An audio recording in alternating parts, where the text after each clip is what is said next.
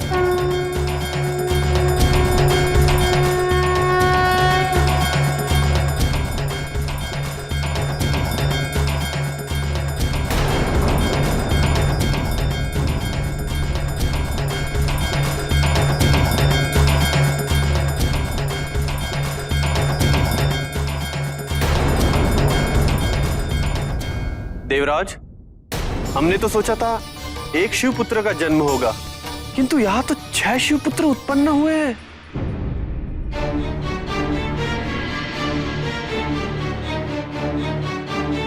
शिव की ऊर्जा 6 अंशों में विभाजित होकर 6 पुत्रों में परिवर्तित हो गई है। ये संदेह है कि इस ऊर्जा की शक्ति भी विभाजित हो गई होगी, और यदि ऐसा हुआ तो महादेव की पुत्र की उत्पत्ति का उद्देश्य कभी पूर्ण नहीं होगा।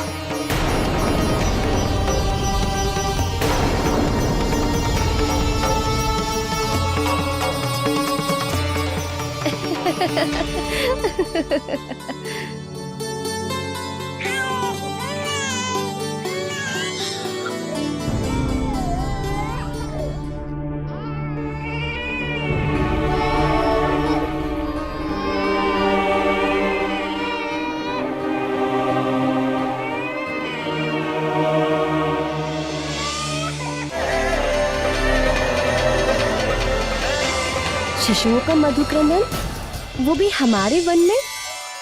कदाचित ये हमारे मातृत्व की अतिरिक्त इच्छाओं का परिणाम है, जो ये सुंदर ध्वनि हमें सुनाई दे रही है।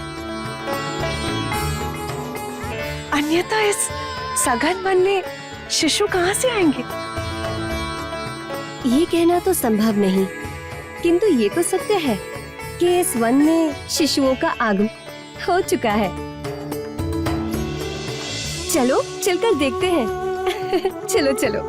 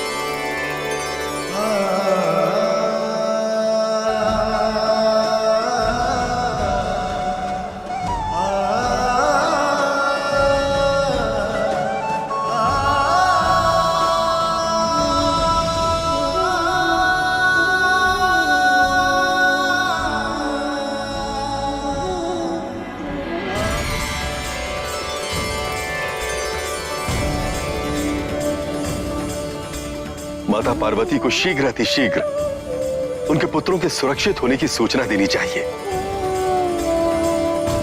संभवतः अपने पुत्र के आविर्भाव की सूचना से उनकी वेदना व क्रोध कुछ शांत हो जाए। आपका क्या विचार है देवराज? आपका सुझाव सर्वथा उचित। अब हमारी ग्लानि कुछ कम अवश्य होगी। हमें महादेव और माता पार्वती के दर्शन हेतु शीघ्र ही प्रस्थान करना चाहिए। माता पार्वती यह जानकर अवश्य प्रसन्न होंगी कि उनका पुत्र कृतिकाओं के चमत्कारी लोक में स्वस्थ एवं संरक्षित है।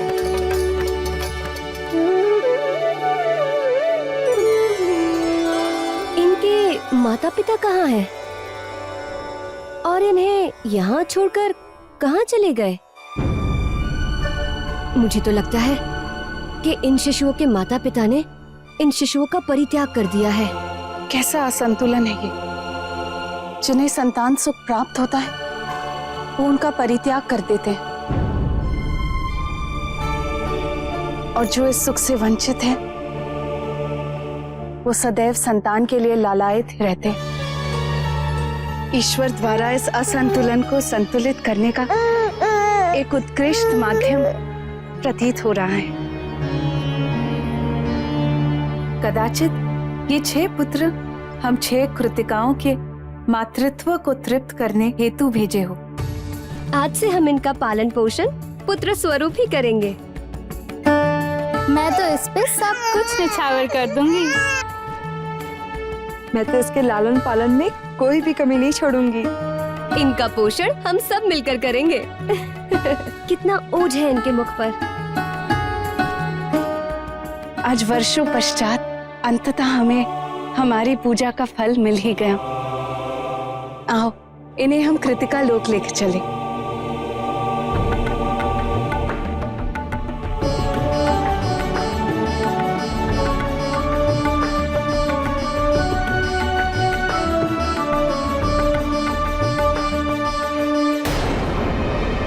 कृतिका,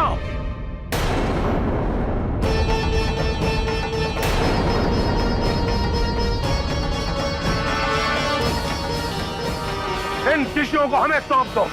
कदापि नहीं। हमने कहा इन शिशुओं को हमें दे दो। हमें इन शिशुओं का तुरंत संहार करना है, अन्यथा अपनी मृत्यु के लिए तैयार हो जाओ। ये संतान अब हमारी है, हम इसे किसी को भी नहीं देंगे। असुरो, नष्ट कर दो इन कृतिकाओं को और छीन लो इन शिशुओं को।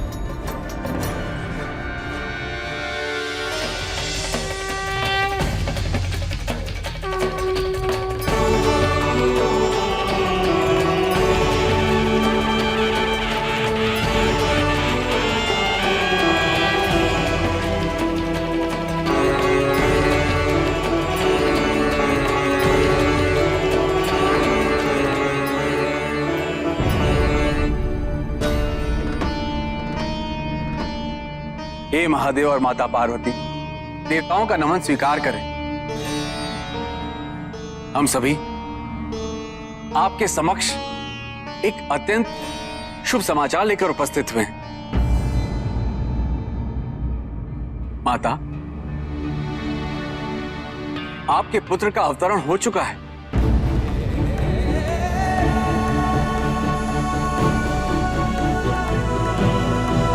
हाँ माता, वो दिव्य ऊर्जा का पिंड विभाजित होने के पश्चात 6 बालक रूपी शरीर में अवतरित हो चुका है और वो पूर्णतः सुरक्षित है माता।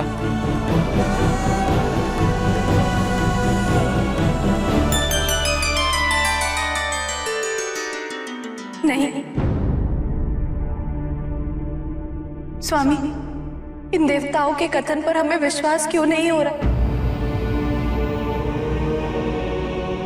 क्या ये सत्य कह रहे हैं? देवराज का कथन पूर्णतः सत्य है देवी। आपके पुत्रों का अवतरण हो चुका है।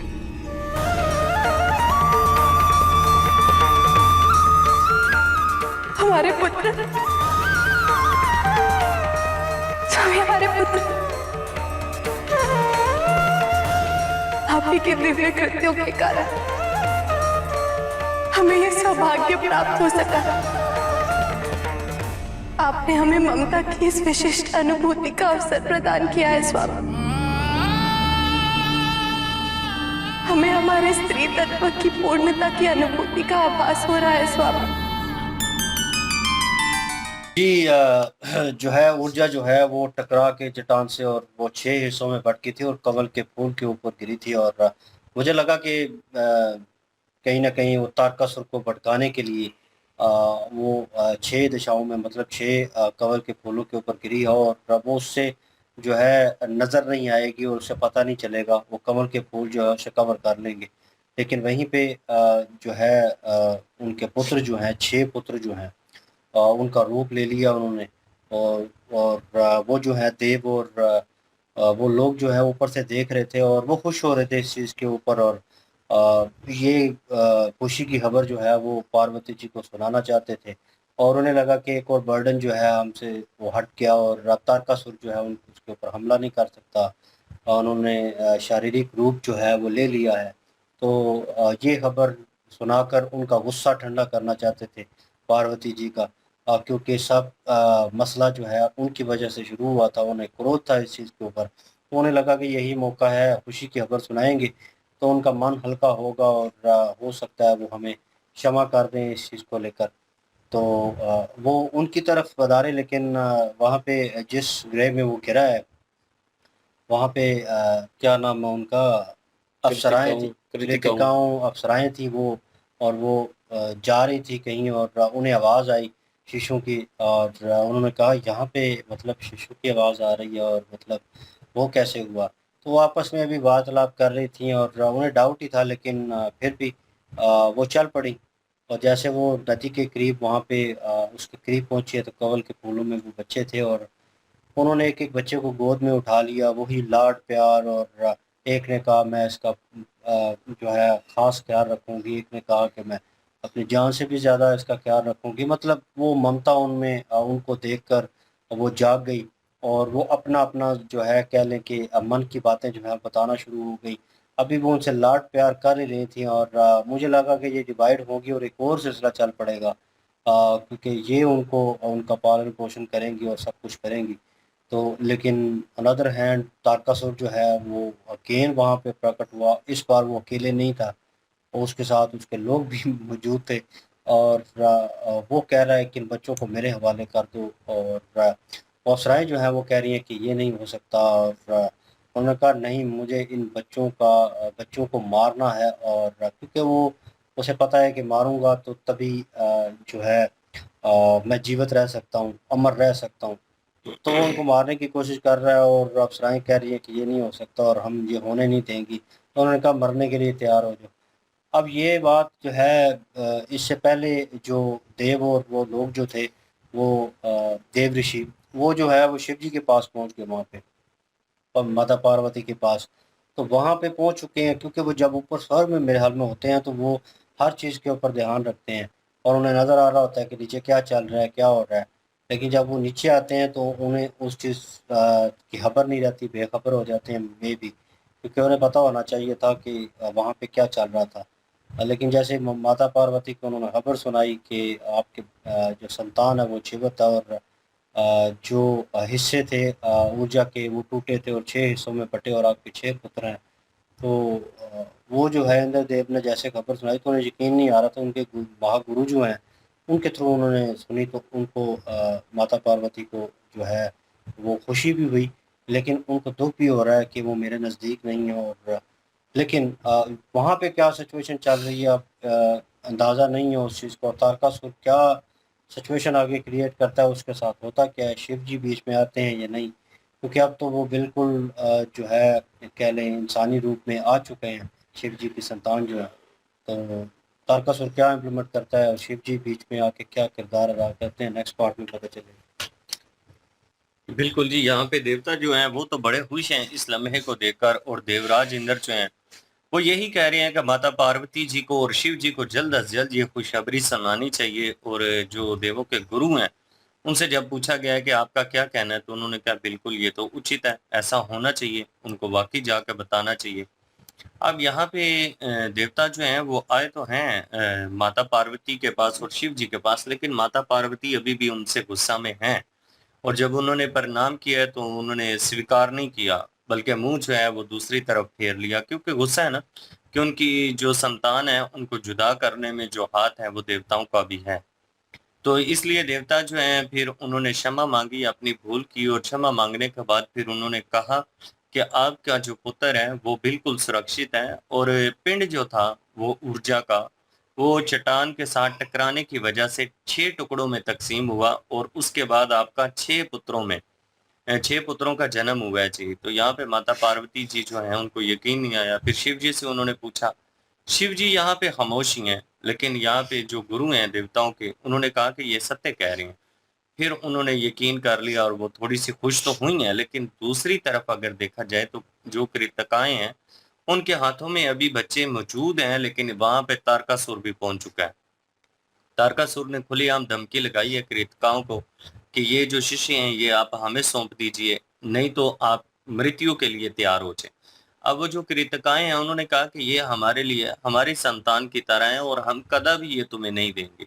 तो वो अब देखते हैं कि तारकासुर उनसे छीनने में कामयाब होता है या नहीं होता, और यहाँ पे शिव जी और देवता जो हैं वो पहुंचते हैं या कैसे होता है, ये तो यहाँ पे देखना ही होगा।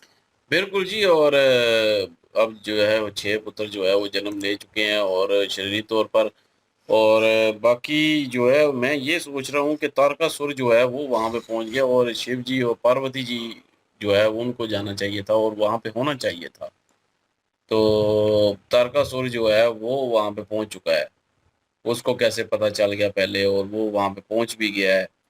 तो ये चीज़ जो है वो ये भी मुझे वो गंगा जी के पीछे हो तो वहीं पे था ना ऑलमोस्ट। पीछे हो, लेकिन उसको ये तो नहीं पता ना कि शरीर उसको मिल गए हैं बच्चों को। तो उसको मतलब एग्जैक्ट सारी इन्फॉर्मेशन है तारकासुर को, ये वो कैसे है, और शिव जी और पार्वती जी को जो है वो इन्फॉर्मेशन देवता दे रहे हैं।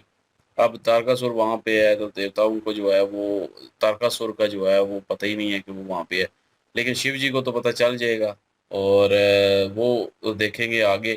तो लेकिन मुझे लगता है कि ये कोई भी नुकसान हानि नहीं पहुंचा पाएगा उन 6 बच्चों को, क्योंकि वो शिव जी और पार्वती जी के हैं और उनको कोई भी हानि नहीं पहुंचा पाएगा ये तारकासुर।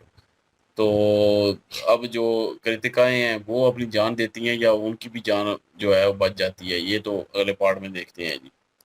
बिल्कुल, ये नेक्स्ट पार्ट पे चलते हैं। लाइक शेयर सब्सक्राइब कर दीजिएगा। इंशाल्लाह मिलते हैं नेक्स्ट वीडियो में। अपना ख्याल रखिएगा, वो याद रखिएगा। तब तक के लिए अल्लाह हाफिज, पीस।